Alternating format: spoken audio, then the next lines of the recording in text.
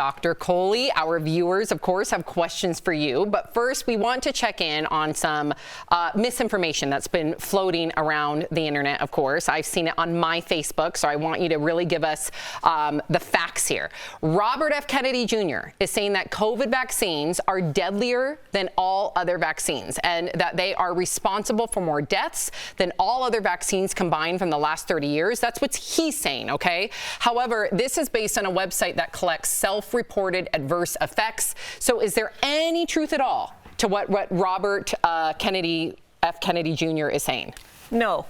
So 432 million doses of this vaccine have been given, and a little over 9,500 people have died after getting the vaccine. So that's 0.002% of people. Now, let me be clear. They've died after getting the vaccine, not necessarily from the vaccine. So if I got the vaccine, got in my car, got into a car accident and died, that would end up in the adverse events database. So out of that 0.002%, very few have died directly from the vaccine. Now, can you die from vaccine? Yes.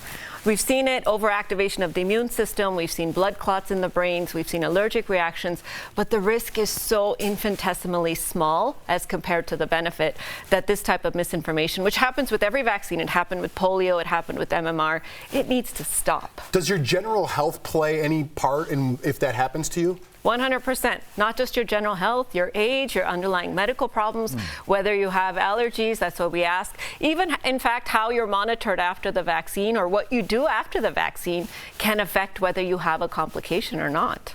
All right. Well, we have a viewer, Marley, here. I like that name, Marley. Marley says, I'm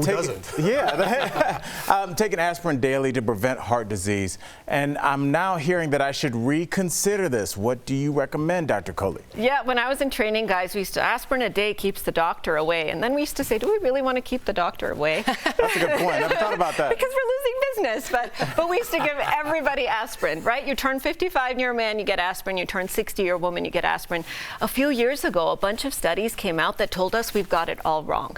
We're actually hurting people over the age of 60 by giving them aspirin, because if you're older, healthy, don't have underlying heart disease, stroke, or known blockages, and you take an aspirin, it increases your risk of dying and increases your risk of bleeding. So I am taking my patients off of aspirin that don't have underlying heart disease. Now, if you have had a heart attack, a stroke, you have blockages, a whole different story, then you definitely need that aspirin. And if you're diabetic, you actually fall into a special group, because we're preventing heart attacks and strokes, but we're increasing bleeding by about the same amount. So the net clinical benefit of the aspirin is a little bit more difficult. So that's an individualized decision making. Aspirin and aloe. That was me growing up, right? Aspirin and aloe? Yeah, throw a little aloe on there. And an apple, right? And an apple. The A's. Stick to your A's. All right, we're running out of time. The gist of what Diane's writing is milk. Good for you, bad for you. Dairy. Good or bad? Such a tough question. I like how Jeff yells his questions. Is it good? Go. Well, because there's all this thing, non-dairy formula was born in 1920, whatever.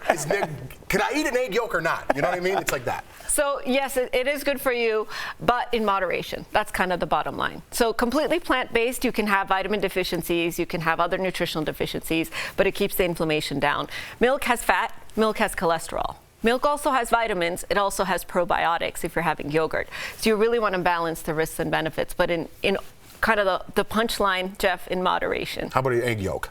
2 a week, no more than 2 a week. Really? Yes, everything else egg whites, because there's really been mixed data on this, and we know it's concentrated cholesterol, so limit it to 2 a week.